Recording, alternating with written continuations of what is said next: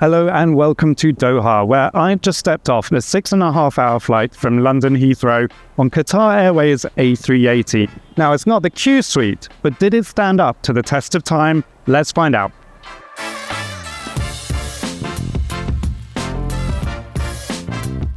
So while the world goes crazy over the QSuite, Qatar Airways A380 continues to fly a few key routes, including Perth, Bangkok, Sydney, and London's Heathrow Terminal 4, which is where I start my journey.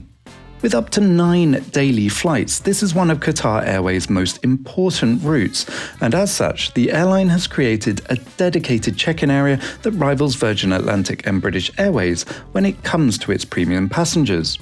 Hidden behind a privacy screen is a check-in area with seats, drinks on tap, and a dedicated, friendly ground crew that got our boarding passes and through fast track in no time.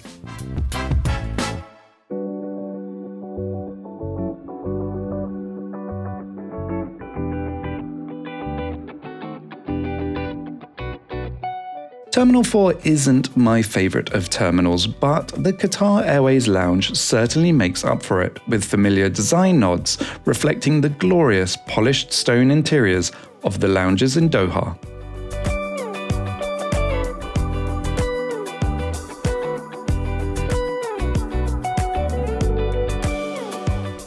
The lounge is split into zones, including a relaxed seating area. There's also a relaxed bistro dining area next to a large picture window and showers should you need them prior to the flight.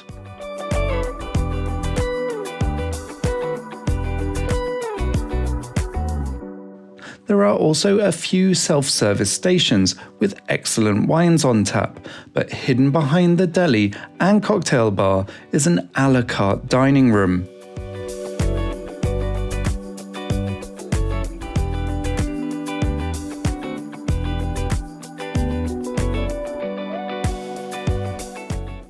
Now this really sets the bar high, and the service was super attentive, with a range of champagnes and cocktails to select from, as well as delicious dishes.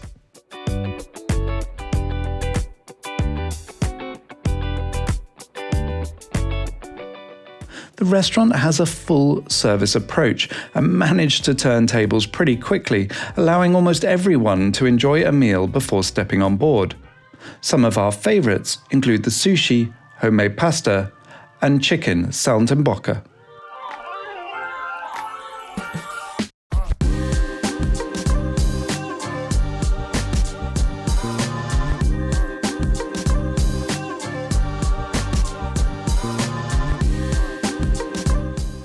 While I could have spent a few more hours in the lounge, unfortunately it was already time to board. As the A380 is so large, boarding always starts a little bit earlier.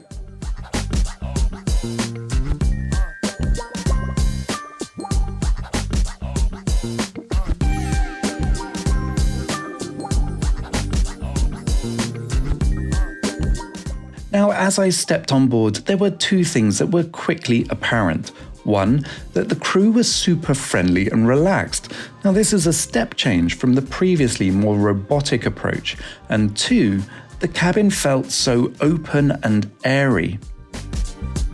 Qatar Airways business class on the A380 is set in one large single cabin in a 1x2x1 configuration, and to the rear of the cabin is the bar, but a little bit more about that later on. Okay, so let's admit it, there is less privacy, but because of the slight stagger to the seats, you actually feel fairly cocooned and not that overlooked.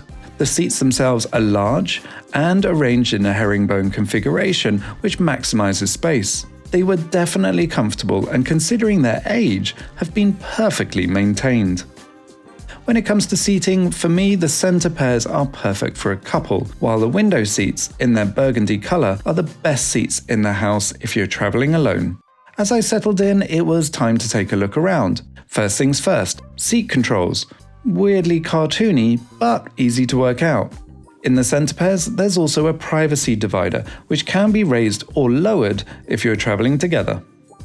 To the side of the seat, there's a second screen seat controller and comfortable ergonomic armrests in leather. In front of you is a decent 17-inch TV screen, which features a previous generation Oryx One system, and below it, a pretty decent footwell. Between the two is a huge bifolding table. There's also a USB-A and M power point by your knees, unfortunately no USB-C. So there aren't any closable storage units above the seat, as you would now come to expect in business class, but there are these two closable seat storage units by your waist. Onboarding the already great crew settled everyone into their seats, and what I did love was the personalised welcome drink service, which allows you to pick anything from the menu. And there are 2 champagnes on offer and a no-alcohol sparkling wine as well. At every seat was a diptyque amenity kit, and the crew had already placed male and female kits out, depending on the sex of the passenger at the seat. It's a really lovely example of attention to detail. The crew introduced themselves to us after the drink service to make sure we knew how to operate the seat, offer us anything we needed, and make sure that we were comfortable. Then our food orders were taken, and another nice touch is that Qatar offers a dine anytime service, allowing you to customize your experience. As they took our orders, it was a great time to take a look at the menu, which has won countless Sellers in the Sky awards, and for good reason. Just look at these wines. There's also an impressive cocktail menu on offer, and as for the dining menu, well, just take a look.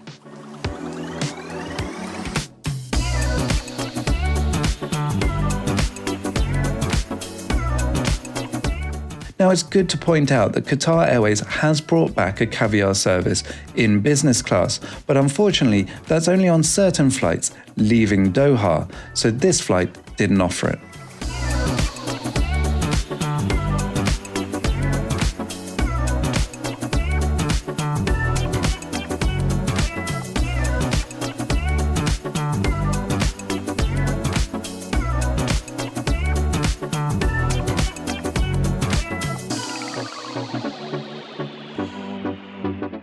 After refreshing myself with the scented towel, it was time to take a look at the bedding set.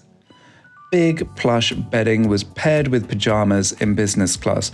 Now that's currently a Formula One sponsored pyjama, replacing the previous White Company threads.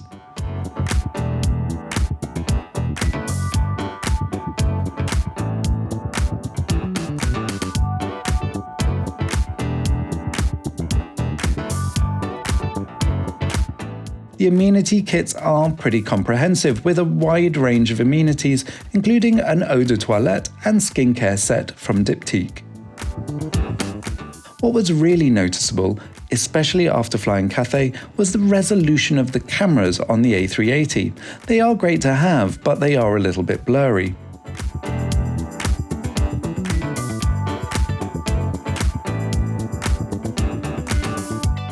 Talking of IFE, I found the range of movies and TV shows excellent, but the interface was a little clunky. This is a small dent on an otherwise exceptional start to our adventure. The headphones are decent, but pretty standard, and those wanting to stay connected, I'm afraid to say on this flight, the A380 had no connectivity. Although for me, it created a welcome respite from the never-ending email barrage. After the safety briefing and the cabin was secured, we headed to the runway and took off on this short flight to Doha.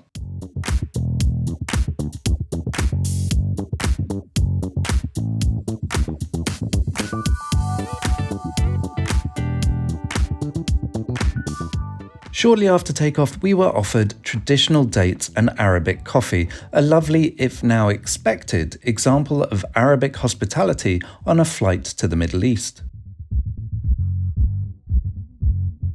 Shortly after, I headed to the toilet, which, being an A380, was spacious and perfectly appointed. There are further Diptyque amenities on offer in here too. Being a fairly short flight, the crew instantly started service, and within just 20 minutes we had been given our after takeoff pause. Then the tables were laid, and we were commencing our lunch service on board.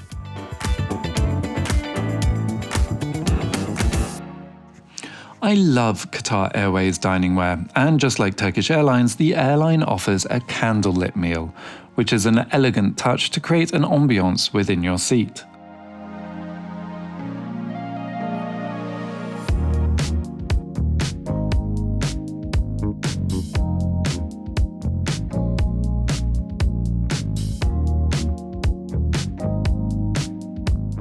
As well as breads, the airline offers an amuse-bouche. This time it was a king prawn with asparagus. Absolutely delicious.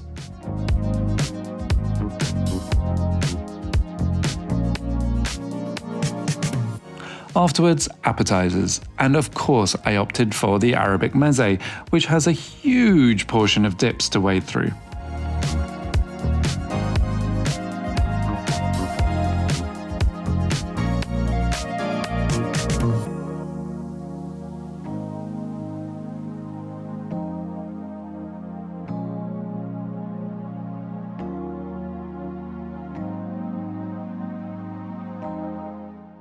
Afterwards, I went for a beef tenderloin with a rendang sauce, which was beautifully presented, and although a tiny bit dry, it was really tasty thanks to that rich, deep sauce.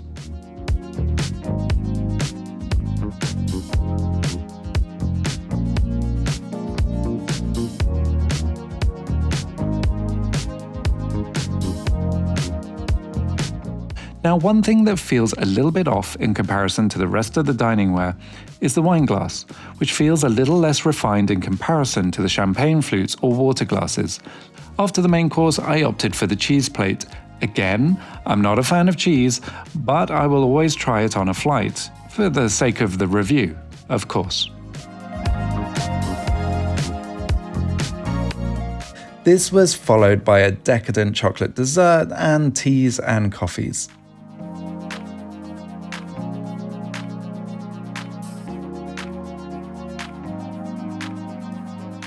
After truly stuffing my face and I was fully sated, it was time to head to the bar, one of the biggest draws to flying on Qatar Airways A380 over their QSuite. Now, the bar area is huge, and even on a daytime flight, it's hardly ever used. But for me, it's a massive plus, and having flown both the 777 and the A380, there's something about a tended bar with crew making cocktails and having a conversation with passengers that is really hard to beat. It reinforces my belief that Virgin Atlantic should bring back its bars, as the social interaction is such a powerful brand building tool that it cannot be underestimated.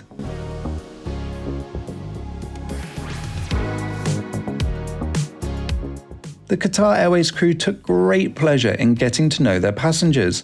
This made the flight pass by in quick time, thanks to an additional food menu and the laughs, stories and smiles from the highly engaged crew.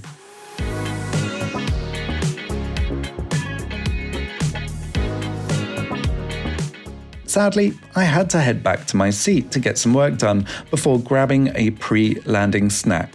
Now, regular viewers will know I rank the Etihad steak sandwich highly, so it was great to try the Qatar Airways equivalent, a tasty, if a tiny bit greasy, burger with waffle fries.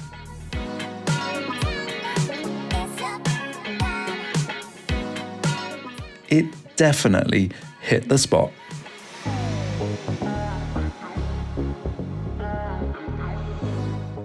I have to say, although it was just a 6-hour flight, it felt packed full of entertainment, food and cocktails. 6 hours passed like a short-haul hop to me.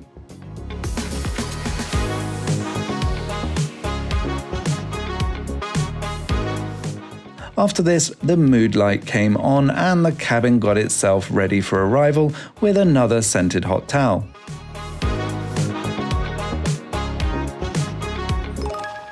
Then the crew came around with Swiss chocolates, thanking us for our custom.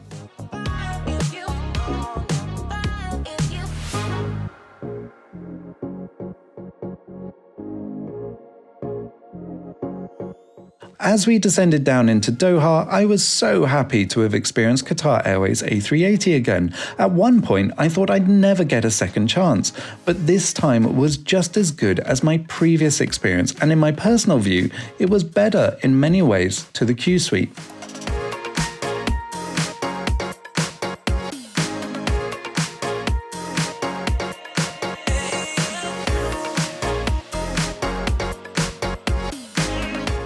On landing, we were escorted through by buggy to the arrivals lounge, where immigration was a breeze, another great ground benefit of Qatar Airways.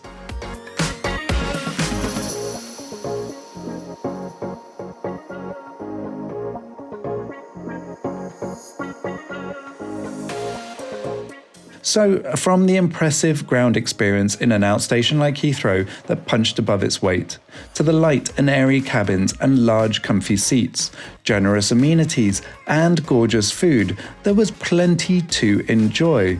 But by far, it was the onboard bar and the interaction with the genuine, happy crew that really stole our heart on this trip.